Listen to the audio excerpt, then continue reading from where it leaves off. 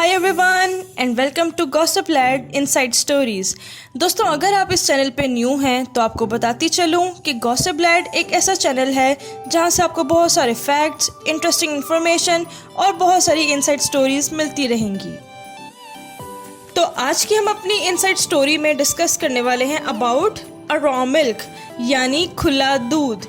क्या खुला दूध हमारे लिए मुफीद है या नुकसानदेह? क्या ये खुला दूध एक पैस्चराइज्ड मिल्क से बेहतर है या नहीं?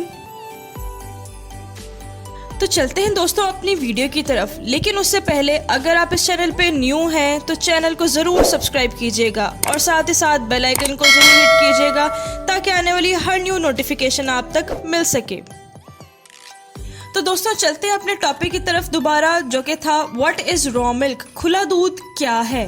तो बेसिकली रॉ मिल्क एक ऐसा दूध होता है जो कि पैस्चराइजेशन के प्रोसेस से नहीं गुजरा हुआ होता और उसके अंदर बहुत सारे हार्मफुल बैक्टीरियाज भी रह जाते हैं। हम रॉ मिल्क किसी भी एनिमल से कंज्यूम कर सकते हैं, जैसे कि गोट, काओ, बफलो। उसके अलावा खुला दूध अपने साथ बहुत सारे डेंजरस जर्म्स भी कैरी करता है, जिसके पीने से हमें, हमारी फैमिली को बहुत सारे सीरियस हेल्थ इश्यूज हो सकते हैं। रॉ मिल्क कंज्यूम करने से आप डायरिया का शिकार हो सकते हैं, आपको स्टमक क्रैम्पिंग यानी कि पेट दर्द भी रह सकता है और इवन वॉमिटिंग भी हो सकती है। दोस्तों, यहाँ पर कुछ बातें ऐसी हैं जिनके बारे में आपको अवेयरनेस होना बहुत ज़रूरी है, जैसा कि बीमारी उस दूध से भी हो सकती है जिसको हम काफ़ी अरसे से पी रहे थे, यानी कि सेम ब्रांड और सेम सोर्स से दूध ले रहे थे, लेकिन इतने अरसे से बीमार नहीं हुए और अचानक बीमार हो गए।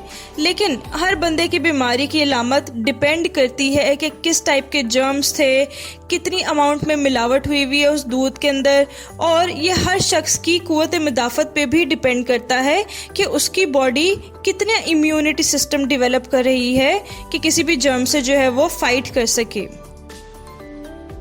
तो दोस्तों, अब हम देखेंगे कि रॉ मिल्क यानी कच्चा दूध पीने से बीमार होने का सबसे ज़्यादा खतरा किसको होता है। तो कंटेमिनेटेड रॉ मिल्क पीने से छोटी उम्र के बच्चों, बूढ़े, बालिगों, हामला ख़वातीन और कमज़ोर कुव्वत मुदाफ़त वाले अफराद, जैसे कि कैंसर और ऑर्गन ट्रांसप्लांट या HIV वाले अफराद के लिए ज़्यादा खतरा होता है। तो दोस्तों, अब हम देखेंगे कि पैस्चराइजेशन का प्रोसेस क्या है और पैस्चराइज्ड मिल्क क्या है। तो बेसिकली पैस्चराइजेशन एक ऐसा प्रोसेस है जिसमें दूध को काफ़ी ज़्यादा हाई टेम्परेचर पर काफ़ी देर तक गर्म किया जाता है ताकि बीमारी पैदा करने वाले जर्म्स को ख़त्म कर दिया जाए। और पैस्चराइज्ड मिल्क एक ऐसा दूध है जो इस सारे प्रोसीजर से गुजरा हुआ होता है। क्या पैस्चराइजेशन का प्रोसेस दूध में मौजूद उसकी ग़िज़ाई फ़वाइद को चेंज करता है? तो दोस्तों, दूध पीने के ज़्यादातर ग़िज़ाई फ़वाइद पैस्चराइज्ड मिल्क से हासिल होते हैं, जिससे हमें बग़ैर किसी बीमारी का ख़तरा जो कि रॉ मिल्क पीने से होता है, उसका भी ख़तरा हमें नहीं होता कि हमें मे गॉड फॉरबिड कोई बीमारी ना लग जाए। तो दोस्तों, क्या ये बात सच है कि रॉ मिल्क में पैस्चराइज्ड मिल्क से ज़्यादा एंजाइम्स और न्यूट्रिएंट्स होते हैं? दोस्तों, पैस्चराइजेशन का हीटिंग प्रोसेस दूध में कुछ एंजाइम्स को इनएक्टिवेट कर देता है, लेकिन साइंटिस्ट का ये मानना है कि वो एंजाइम्स इंसानी सेहत के लिए अहम नहीं हैं। पैस्चराइज्ड मिल्क में कुछ ग़िज़ाई अज्जा जैसे कि न्यूट्रिएंट्स किसी हद तक कम होते हैं, लेकिन आम तौर पर हमारी डाइट में इन न्यूट्रिएंट्स की काफ़ी मकदार होती है जो न्यूट्रिएंट्स की कमी को पूरा कर देती हैं। फॉर एग्ज़ाम्पल, पैस्चराइजेशन से विटामिन सी कम तो हो जाता है, लेकिन दूसरी तरफ अगर देखा जाए तो रॉ मिल्क इंसानों के लिए विटामिन सी का बड़ा ज़रिया नहीं है। तो क्या दोस्तों ऐसा कभी होता है कि पैस्चराइज्ड मिल्क का कभी कभी बीमारियां या किसी वबा के फैलने से ताल्लुक़ रहा है? तो दोस्तों, यहाँ पे मैं आपको बताती चलूँ कि पैस्चराइज्ड मिल्क के प्रोडक्ट्स कभी कभार बीमारियों के फैलने का सबब बनते हैं। आमतौर पर ऐसा क्यों होता है? क्योंकि पैस्चराइजेशन के प्रोसेस के बाद जब डेयरी में एंटर होने वाले जर्म्स की वजह से ऐसा होता है। तो दोस्तों, पैस्चराइज्ड मिल्क जो डेयरी में सही तरीके से हैंडल किया जाता है या सील्ड बॉटल्स में बंद रखा जाता है और पैस्चराइजेशन के बाद उसे फ्रिज में रखा जाता है, और जब कंज्यूमर भी उसको मुनासिब तरीके से हैंडल करता है तो इन सारे प्रोसेसेस के बाद पैस्चराइज्ड मिल्क में बीमारी पैदा होने वाले जर्म्स के चांसेस बहुत कम हो जाते हैं। तो यहाँ दोस्तों आप मुझे बताएं कि दूध कंटेमिनेटेड यानी मिलावट वाला कैसे होता है। कमेंट करके कमेंट सेक्शन में ज़रूर बताइएगा। तो चले मैं आपको बताती हूँ कि दूध में मिलावट या कंटेमिनेशन किस तरह हो सकती है। तो सबसे पहले रीज़न अगर हम देखें कि जब जानवरों का फजला यानी कि उनके फीसेस दूध के साथ डायरेक्ट कांटेक्ट में आ जाते हैं तब जो है वो कंटेमिनेटेड हो जाता है दूध।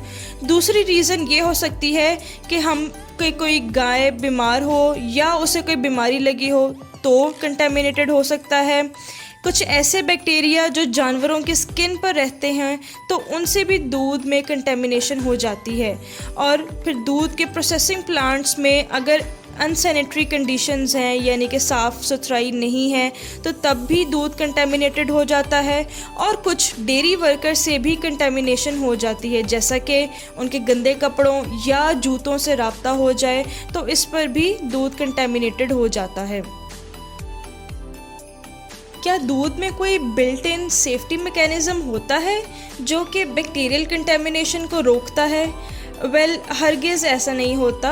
डिज़ीज़ कॉजिंग जर्म्स को दूध में से सिर्फ पैस्चराइजेशन या केमिकल को मिलाकर ही ख़त्म किया जा सकता है, बल्कि पैस्चराइजेशन का प्रोसेस दूध में से डिज़ीज़ कॉजिंग जर्म्स से छुटकारा हासिल करने का सबसे बेस्ट प्रोसेस है और ये वाहिद तरीका है जो डेली रूटीन में भी यूज़ होता है।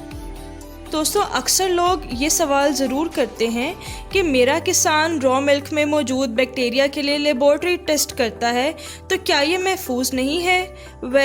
नहीं है, क्योंकि किसी किस्म के भी नेगेटिव टेस्ट इस बात की गारंटी नहीं देते कि रॉ मिल्क पीने के लिए महफूज है।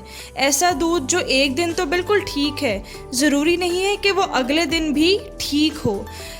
इसके अलावा टेस्ट हमेशा कंटेमिनेशन के लो लेवल को डिटेक्ट नहीं कर सकता। अक्सर लोग ये भी पूछते हैं कि मेरा किसान रॉ मिल्क तैयार करने के लिए घास खिलाने वाली गाय और बकरियों का इस्तेमाल करता है तो क्या ये महफूज नहीं है? तो दोस्तों इसका जवाब कुछ ऐसे दिया जा सकता है कि रॉ मिल्क से रिलेटेड बीमारी के फैलने का पता घास खिलाने वाली और अनाज खिलाने वाली दोनों तरह के जानवरों में पाया गया है। तो बेसिकली रॉ मिल्क तब तक प्योरीफाई नहीं हो सकता जब तक कि वो पैस्चराइजेशन के प्रोसेस से ना गुजर जाए। इसी तरह से अक्सर लोग ये भी सवाल करते हैं कि मेरे किसान का रॉ मिल्क तो बिल्कुल ही ऑर्गेनिक है यानी प्योर है तो क्या ये महफूज नहीं है?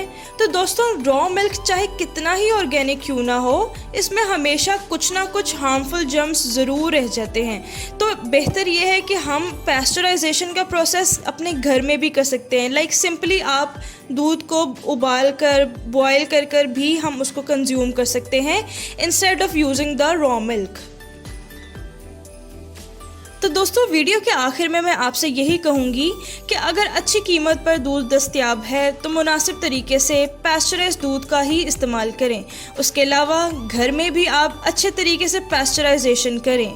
Stay safe and stay healthy, क्योंकि अगर आप सेहतमंद होंगे तो फिर ही मेरी वीडियोस देख सकेंगे।